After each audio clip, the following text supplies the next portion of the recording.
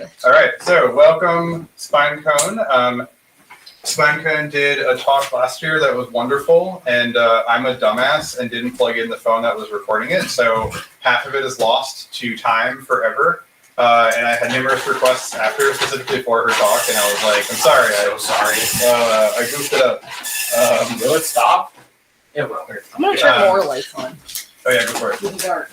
So anyway, she's back with a new talk, and I realized I almost forgot to record this one too, but it's on. We're good.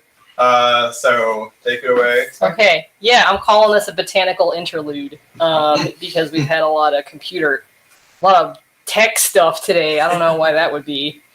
I guess this is the microphone, right? Yep. Okay, and then so this I decided several hours ago is called "Here for You: A Smiling Garden of Everlasting Flowers," which is not some phrase that I came up with. I just thought it was really cool. Come on in! And I will get into what that is from. I'll get into what's going on in these pictures, but my ideas swirling in my head were about people and the systems they create and the passage of time, and I think that is universally relevant. So me, that's me.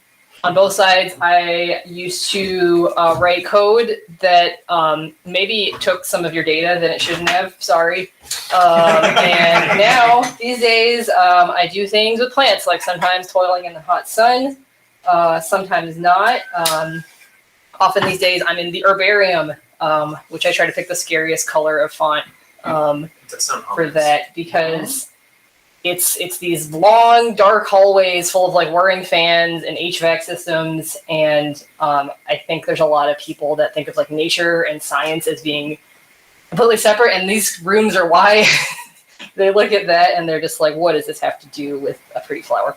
But if you were to open the drawers in such rooms as this, you would find millions and millions of pretty flowers pressed for eternity in these sheets by human beings like us. And I think that's really cool because you can walk down these shelves and experience time and the world and every kind of plant that has ever existed. And the way that works is people go out, they cut off a piece of a plant, they put it on just regular old newspaper. For us at the California Academy of Sciences, for some reason, we have a huge backlog of Chinese newspapers. So often a Chinese newspaper, and we just put it in that filing cabinet forever. And it results in these pieces of paper that have plants arranged, and then a little sheet that tells you what species we think it is. That changes because science is always changing. It tells you who the person collected it, when, whatever thoughts are running through their mind. Usually it's very straightforward, like I was at this location, but sometimes you get some like kind of funny, just like we walked all day and it sucked. So those are fun to see, just like the humanity in these very like clinical scientific documents. And I enjoy just like going through them and seeing like stuff you wouldn't expect. So like this guy on the right, I can't remember the Latin name. It's a Madagascar plant. It's extremely spiny. And so I was thinking one day, like, how would you preserve that? And you don't really. You just cut it and then stick it in a box. So it cannot be flattened. It's fun just to like think of shapes like, did they think of a way to flatten it? This one on the left is California's own pitcher plant, the cobra lily, which is like a big guy, but they managed to flatten it there for this specimen. And then you can also see the human element in these things in another way, which is the arrangement. So both of these specimens here are California poppies, which if you've been around our house, you've seen them. And the person on the left clearly was like, whatever, this is for DNA, slapped it in there, put some glue all over it, called it a day. The person on the right was like, no, I want people to really like feel what it was like to see this thing growing out of the ground. And they like carefully arranged it. I'm not good at that. It takes a lot of patience to get plants to want to be two-dimensional like this. So you'll occasionally see people like on the left who aren't very concerned with aesthetics, and people on the right who are like, no, this is an art object and I want it to be seen as one. And sometimes you'll also see like something about the way that the words are arranged. You can kind of put yourself there. Like this person woke up on October 8th, 1983, and they walked up Frost Hill at Morton Arboretum in the suburbs of Chicago, and they found this huge mushroom and were like, I'm going to put that in a box. And then 40 years passed, and you can go see that and kind of have a sense of what that person saw and felt on that day. So, like, why do people do this? There are a lot of reasons, which it was kind of hard to summarize graphically, but basically when you have millions of plants across time and space, you can do a lot of different kinds of research with them. One thing is morphology. What this person is doing is looking at, like, okay, I have 10,000 daisies. What is the average, like, length of their petals? And, like, what does that tell us about evolution? It's one thing you can do. You can look at just comparing the same species or different species from other places very easily, like side by side, in a way that a picture can't do, because there's a texture, there's DNA you can sample, there's size. There's size, like measuring things. So there's a lot more fidelity in the actual plant than there is in just a picture of someone telling you about it. Something that's been very relevant these days is herbarium specimens are very useful for climate change research, because you can look at, okay, this person reported this flower was blooming in May and that it was the first of its species to be blooming in the area. And now we can see today that this flower is blooming in February because the whole climate is screwed up. That's interesting. And there's all kinds of studies doing that. And it's very visible. Like, people have just noticed over time that stuff is blooming earlier and earlier. And herbarium specimens are proof of that, not just your memory. This is just a slide about, like, modern DNA sequencing and any kind of, like, chemical sampling. A project that I'm working on is detecting alkaloids in plants, because it's something that parasitic plants can absorb from their hosts, which I think is really cool. And there hasn't been a lot of studies on how they do that or in what concentration they do that. So stuff that looks like this, you just have substances in vials. And something else cool is this is a picture from yesterday at the California Academy of Sciences Herbarium, where I'm a graduate student.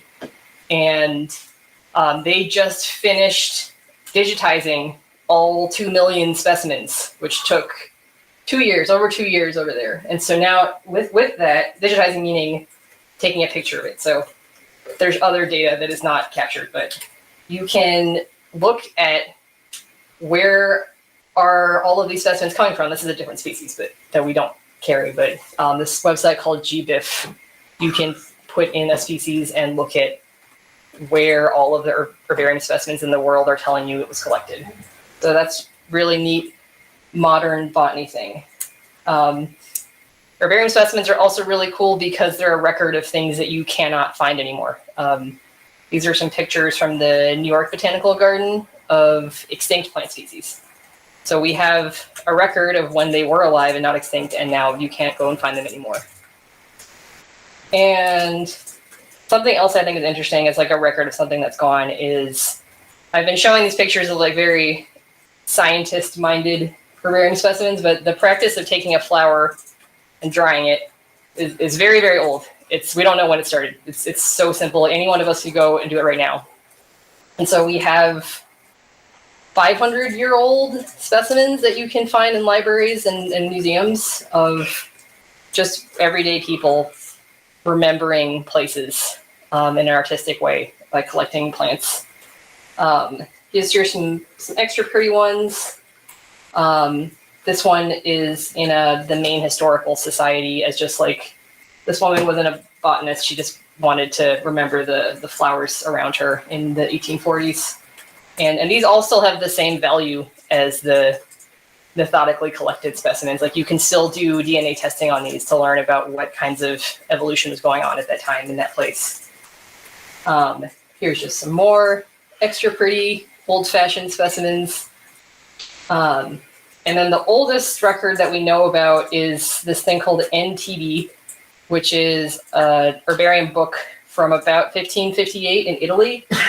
And the front inscription of it says in, I guess, Latin, "Here for you a smiling garden of everlasting flowers," which is very sweet to me. Because I don't know that they thought that people 500 years in the future would be looking at this document and trying to understand them and what they were doing. And they have this kind of artistic quality in them that you sometimes see in modern herbaria. where they're laying out the plant, trying to make it look like it would in life. And because plant chemicals are awesome, they sometimes still have the colors in them that you would have seen at the time. Here's just some more from NTD. It also has the oldest tomato in the world. You can kind of see the tomato features in there, and you can do DNA testing on it to see like what were they eating in Italy 500 years ago. I'm sure it wasn't like what they're eating now. But it's interesting to think like, okay, like why did they do this? The things that we know about herbaria is that it was for scrapbooking, just like making a memory of your area. It was also plants and medicine used to just be the same thing. So if you were like, okay, go out and eat this plant and it'll make you feel better, you want to know what that looks like so you don't kill yourself. So that was kind of what they were doing at the time. But we don't know exactly why anyone made any particular specimen. So it's funny just to look at this and like think of all of the things we could do in science now with this compared to what they would have been thinking at the time, and how different that is. And I also like to just think about the people that we know about who do this stuff, and you can. These are just a small selection, but there's every time you look at an herbarium specimen, you find the person's name, and I always find something interesting about their lives when I look them up. So like Alice Eastwood, for example, she was a botanist that was the curator of the herbarium where I am at now here in California. And she did all kinds of things, but one thing that I think of her a lot is that there was that big fire here that many people may remember, and the museum was going to catch fire. It was inevitable, and she ran in and collected the most important specimens and ran out of a burning building to protect these scientific artifacts because she knew that they were important. And when I think about people who are working for science and information now, that's what I think about as like the people over time who have valued that stuff. She's super great and wore a cute little hat to go on plant collecting. So lots of things to emulate out of Alice Eastwood. Mr. Natural Selection here, you may be familiar with. I could not find a picture of him where he did not look so sad. Just what he looks like.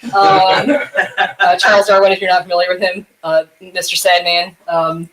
You can go to a few different places and see a plant that he touched and he collected and pressed during his voyages where he was coming up with these foundational ideas in biology. And I think that's so cool that like it's not just a photograph, it's not just what he wrote, it's if you touch it, it's the plant that he touched and he thought was interesting on a particular sunny day in the Galapagos. And I think that's really cool that we have that power. Lil Leach is another person that I have thought was really cool learning about through herbaria. She was a Oregon botanist, and she did a lot of things, but a couple points in her life I thought were fun were when she got married to her husband, who was not a botanist.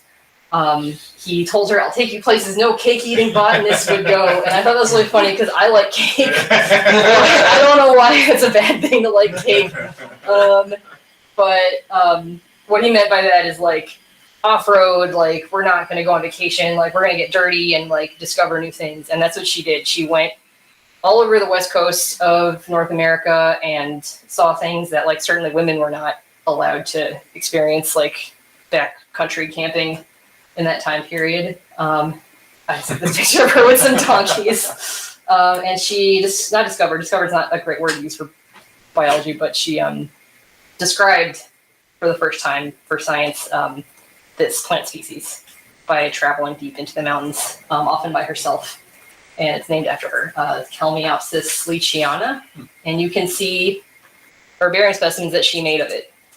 This person who had this really fun life that is no longer here exists in her handwriting and this flower that she liked. And so that all takes me to thinking about the people who started this idea of computers and were around for managing these giant machines, and I don't know what they were thinking would come of that, good and bad. And at the same time, with people who they took that tomato and they put it on a piece of paper 500 years ago, like what they were thinking would come of that information.